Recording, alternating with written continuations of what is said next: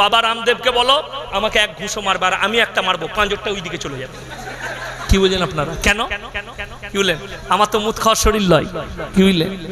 অনেকজন বলছিল, মিডিয়াগুলো কোথায় গেল কি জানি, শুনেছেন আপনারা? মুতেতে বলে গোমূত্র পান করো করুণা ভাগ যায়গা। আমাদের দেশে যে সে লোক বলেনি, এমপি বলেছে গায়ের পেছনে মুখটা লাগিয়ে মুত পান করেছে এমপি। বেচারা যখনই একটা ঘোষ শুনেছে, ইতাকার আপনার ডানকুনির ঘোষ, সালা মুদ বিক্রি হচ্ছে, মুতেতে করুণা পালাচ্ছে, তার ঘরে 12টা গাই আছে, সকালবেলায় বালতি দিয়ে মুদগুলো ধরে বেরেলে ভরেছে, টেবিল লাগিয়ে বেচতে শুরু করেছে বোতলে করে। পুলিশে এসে তাকে অ্যারেস্ট করেছে। ছি ছি ছি, ওর কি দোষ গো? সে তো এমপি বলেছে যে মুদ খেলে ই হবে, উ দেখলে আল্লাহ আমার দুধ বিক্রি হবে, মুতু হবে। এত মুদ ফেলে কি করব? যদি বিক্রি হয়ে যায় তা লাভ হবে। বড় কষ্ট লাগে। বললে গোমূত্র পান করো। আমি আল্লাহকে বললাম, আল্লাহ খুব ভালো হলো, ওরা মুদ খাবে আমরা দুধ খাবো। আল্লাহ আমাদেরকে বলেছে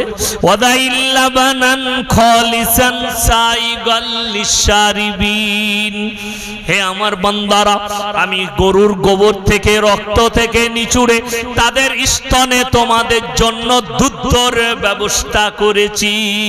জোরে বলুন সুবহানাল্লাহ। আপনি দুধ খান, কেন এসব খেতে যাবেন? এই দুধ খাওয়ার শরীর দেখুন।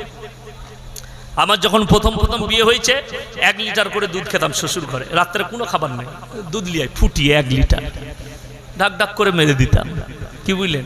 এই দুধ খাওয়ার শরীর।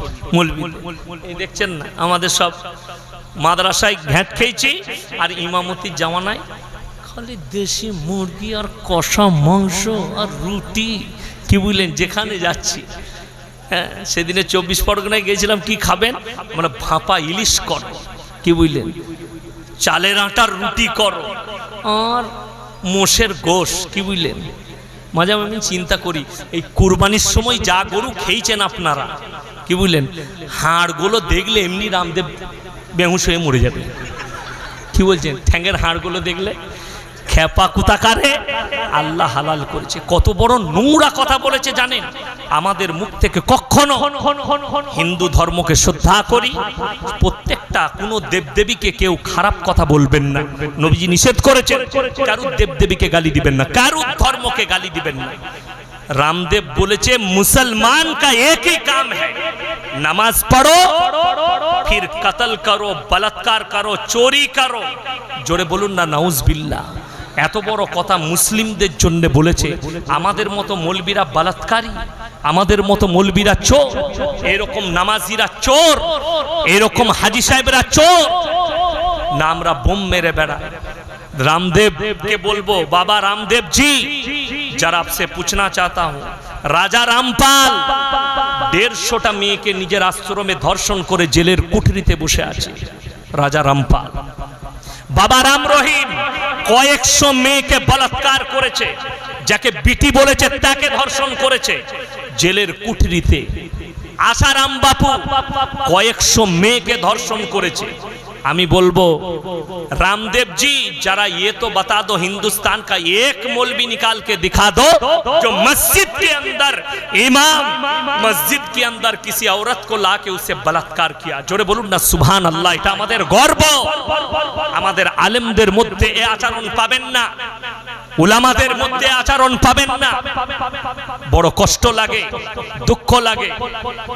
আমার ভাই সব সময় মাথায় রাখবেন, উলামাদিকে আল্লাহ কোরআনে বলেছে ইন্নামা ইয়াখশাল্লাহ মিন ইবাদিহিল উলামা।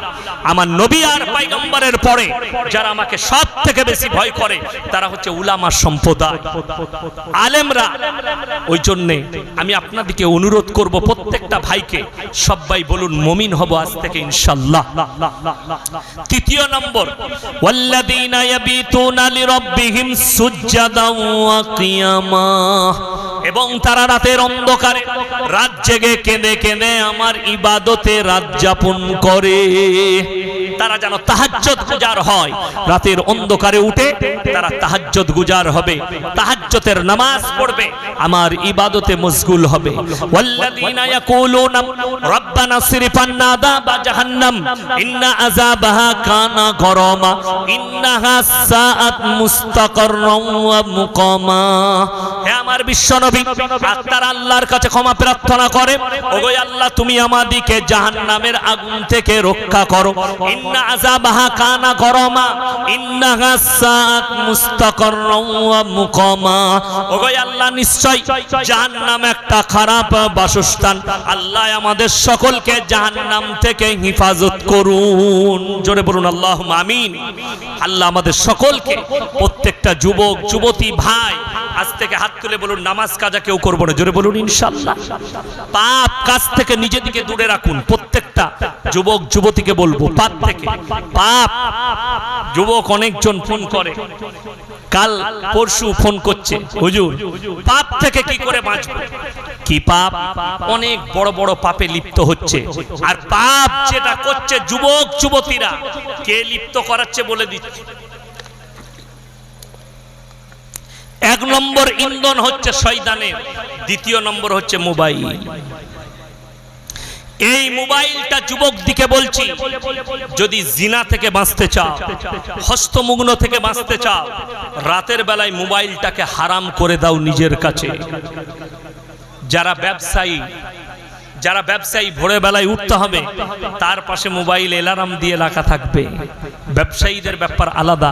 আপনার বাড়ির সন্তান স্কুলে পড়ে, কলেজে পড়ে ছেলে মেয়ে, মায়েদের বাপেদের উচিত রাতের বেলায় ফোনটা কেড়ে নাও, সুইচ অফ করে আলমারিতে ভরে দাও, সকাল বেলায় টিউশন যাবার সময় ফোন নেবে। হাজারো যুবক যুবতী আমার কাছে কল আসছে, হুজুর এই বিপদ হয়ে গেছে। সেদিনে একটা ছেলে ফোন করেছে, আমার শরীরের অবস্থা এত খারাপ, কন্টিনিউ 6 মাস আমি এই মোবাইলে দেখে দেখে হস্তমগ্ন করেছি, আমার শরীর ড্যামেজ, আমি কি করে বাঁচবো? আমি বললাম শোনো, তুমি যদি নিজেকে বাঁচাতে চাও, একটাই রাস্তা আছে তোমার বাঁচার। সেই রাস্তাটা হচ্ছে কি? সেই একটাই রাস্তা হচ্ছে তুমি মোবাইলকে হারাম করে দাও তোমার কাছ থেকে।